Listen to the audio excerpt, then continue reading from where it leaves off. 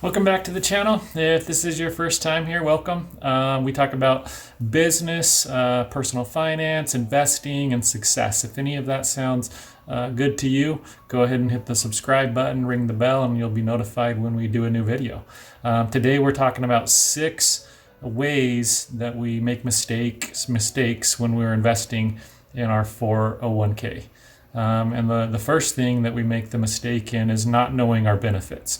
So you start with a company, you don't know what your benefits really are. You don't know if you have a 401k that can be set up through your employer, and then you also don't know if they have a match. So because you don't know all this information, you're not actually doing it. So the first step is to know the benefit and then figure out, how can I get it set up? What is the company match if they have a match? And then you want to at least contribute that amount to your 401k each month. You want to contribute the maximum amount that you need to, and to reach the amount that the company will give you because you contribute so much. So for example, my company that I work with right now, they match 3% of that's the full match if I put 4% in. So total I get 7%. And then every company is a little bit different, but I've set it up so I'm contributing 4% every month, and then they match 3%, so I get the 7% every month. So step number 1 in not messing up your 401k is contributing the full amount so that you are getting the company match, and then you're also contributing a good portion of your salary to your 401k each month. Step number 2 that we mess up on when contributing to our 401k is not maximizing the 401k out each year. And this can change from year to year. It's around like 15,000, 16,000, I believe right now. But depending on when you watch the video, it can change. So definitely look that up and make sure you're being able to contribute the full amount each year so that you get those tax benefits. So every time you contribute to your 401k, it's a before tax transaction. You're contributing right to the 401k before you pay taxes, and then you get to defer the taxes until you retire. So you want to max that out every year because you don't have to pay the taxes on that, 14,000, 15,000, 16,000, whatever it is at the time that you are setting up your 401k. So that's number 3 is not paying attention to the funds that you're actually contributing to in your 401k. I've actually had a couple of people that I work with that they had no idea actually for 5 years what fund they were contributing to. I think it was 3%. That's what it was set up with when the company they got hired with the company. They were automatically set up to contribute 3% every year. So they contributed 3%. They had no idea what funds it was going to, and it was going to an individual stock for the company that we work for. And I helped him one day log in, figure out how to get it set up, figure out how to see what fund he was contributing to, and he had $15,000 in there accumulated over the 5 years of contributing every month, and he had no idea how much it was or what fund it was going into. So we got it all set up that he could move it around a little bit to some different funds.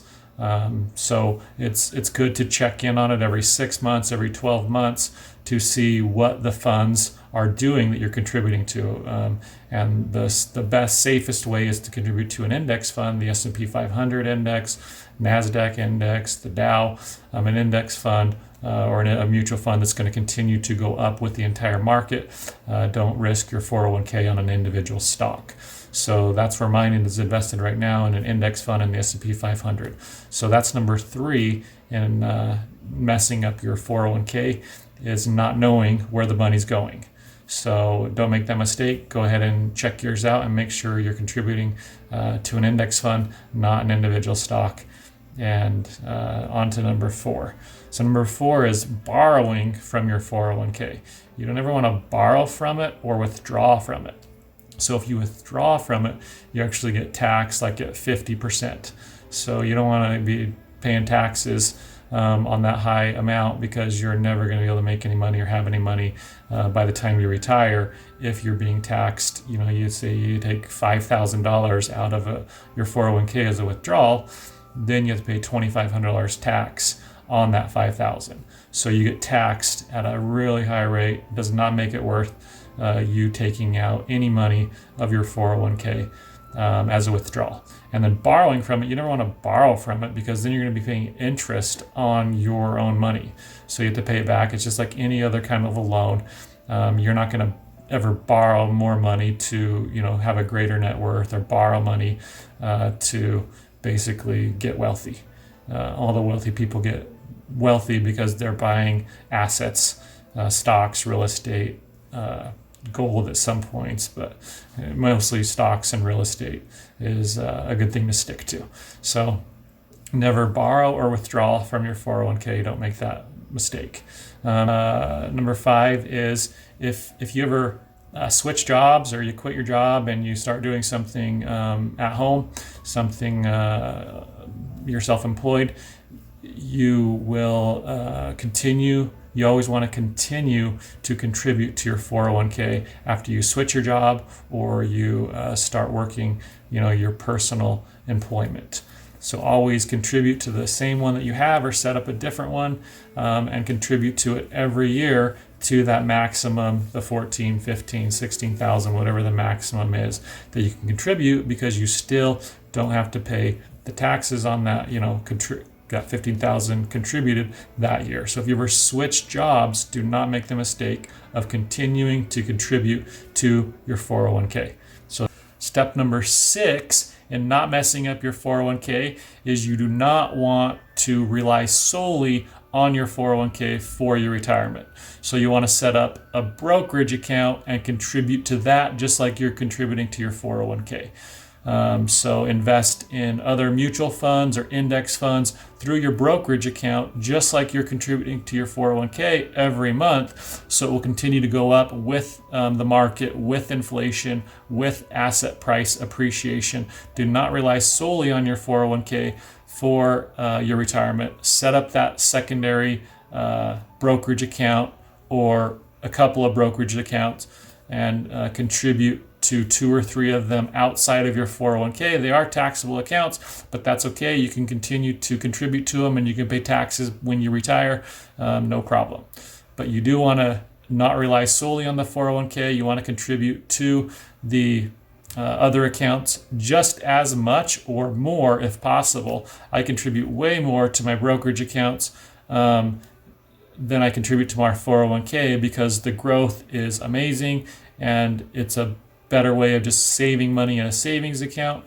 And then I have that as another source of income by the time I hit my retirement age. So that was today's video. If you guys have any comments, leave them below. If you have any other mistakes that you have made in your 401k, leave them below. And thanks for watching today's video, and we'll see you in the next video.